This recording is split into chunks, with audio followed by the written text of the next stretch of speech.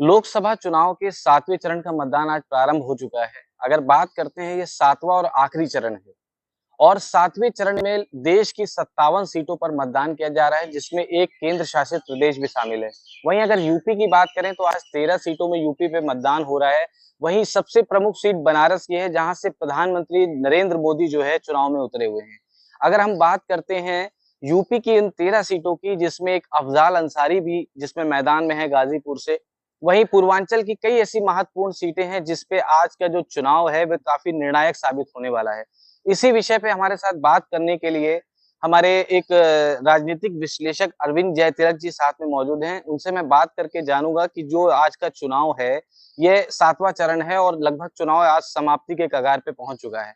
अब 4 जून को किसकी किस्मत खुलती है, किसकी सरकार आती है, यह हम उनसे जानने की कोशिश करेंगे। सर बहुत-बहुत स्वागत है आपका। जैसे कि आज आप देख रहे हैं कि 7वां चरण का जो मतदान है वो शुरू हो चुका है और जितने भी मतदाता हैं वो अपने घरों से निकल के वोटिंग के लिए जा रहे हैं। लेकिन जो प्रत्याशी हैं, जिनकी किस्मत आज ईवीएम में कैद होनी है, तो उनकी जो धड़कनें हैं लगातार वो बढ़ती नज़र आ रही हैं क्योंकि 4 जून को रिजल्ट आना है। तो इसको लेकर क्या आपका कहना है? देखिए, 7वां चरण अंतिम चरण है और देश के 7 राज्य और एक यूनियन टेरिटरी चंडीगढ़ में चुनाव हो रहा है। 57 सीटें हैं। आप 2019 से देखेंगे तो तकरीबन जो है सहयोगी दलों के साथ भाजपा गठबंधन 32 सीटें जीता था और जो आरजेडी बिहार में था उसके पास कोई भी सीट नहीं रही। सभी सीटें जो है एनडीए गठबंधन के पास था। बेशक जो है जनता घर से बाहर निकल रही है, लोकतंत्र का पर्व है। देश का राज्य उत्तर प्रदेश सबसे बड़ा राज्य है और माना जाता है कि 1952 से लेकर के अब तक जो भी यूपी में 50 सीटें जीता है, सेंट्रल में उसी की सरकार बनी है। चाहे वह बीपी सिंह की सरकार हो, मिली-जुली सरकार हो, तो आप भी देखेंगे तो 50 से ऊपर जो है गठबंधन के सहयोगी रहे हैं। अब रही बात उत्तर प्रदेश पूर्वांचल, पूर्वांचल को कहा जाता है कि जातियों का खौलता हुआ कुंड है। यानी वहाँ के लोग जो है पार्टी को छोड़ करके जातियों पर चले जाते हैं।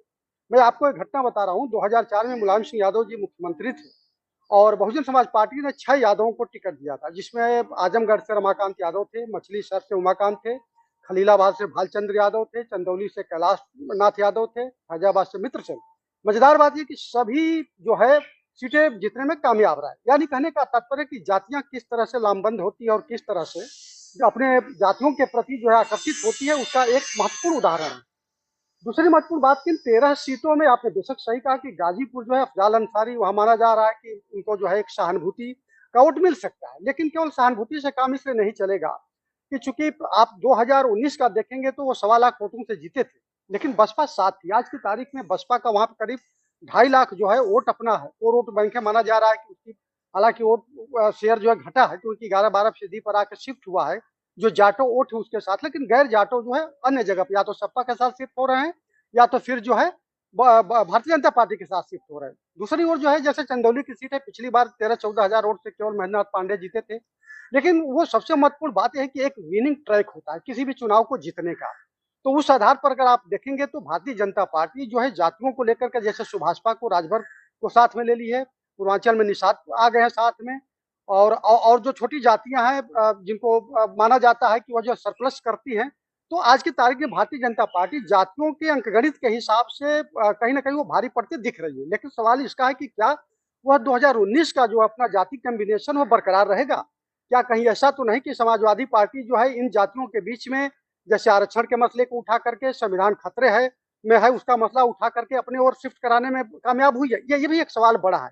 लेकिन अगर कुल मिलाकर करके आप देखेंगे तो अखिलेश यादव का आप 2022 में देखेंगे तो गठबंधन के साथ लगभग जो है 35% के आसपास वोट शेयर था। लेकिन उस समय उनके साथ जो है सुभाषपा भी थी, निषाद पार्टी के अलावा जो अन्य पार्टियां उनके समर्थन में थी। लेकिन आज की तारीख में वो पार्टियां उनके साथ नहीं है। तो उस आधार पर अगर आप देखेंगे तो 2022 का जो मसला है वो जो चुनाव हुआ था उसमें 18% समाजवादी पार्टी के पास था, 6-7% जो है कांग्रेस के पास।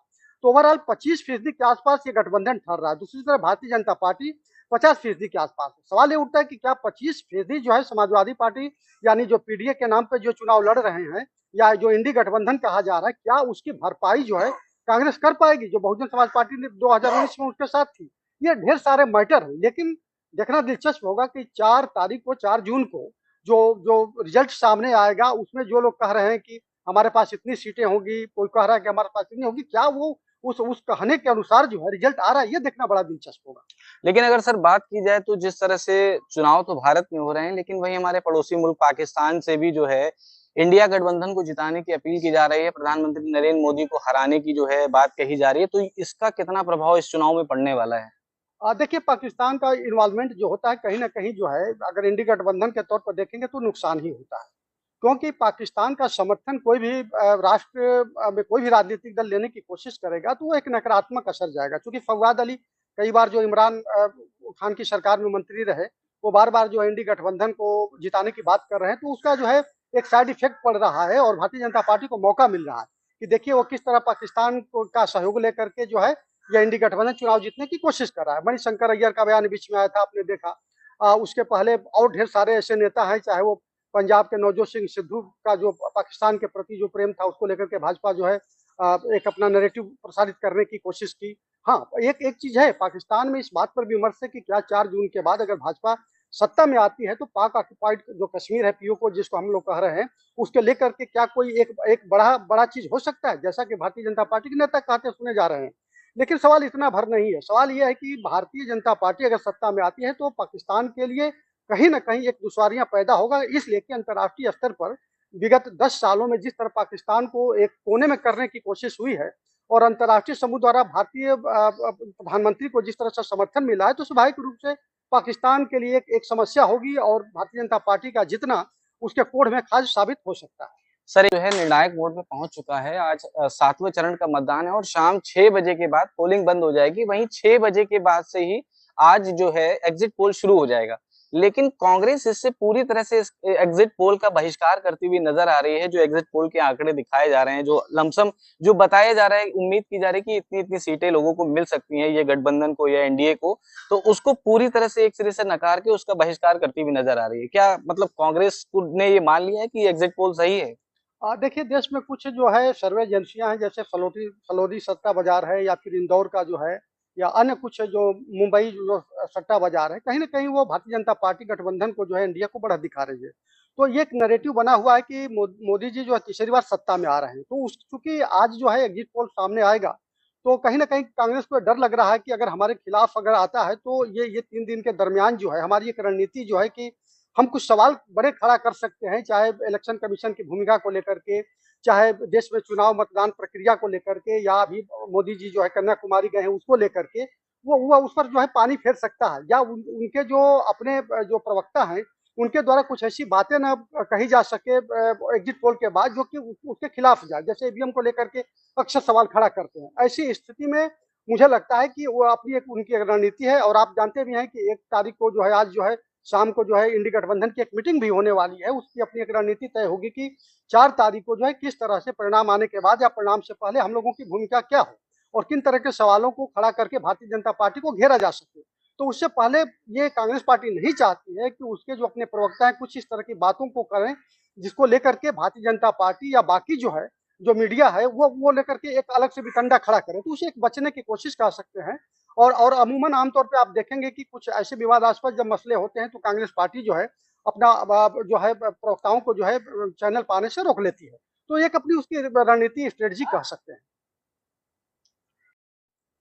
जैसा कि अभी आपने देखा, हमारे साथ बात करने के लिए अरविंद जयतिलक जी मौजूद थे और इनका साफ ये कहना है कि 4 जून को यह निश्चित हो जाएगा कि कौन सत्ता पर काबिज होगा और कौन सत्ता से बाहर होगा।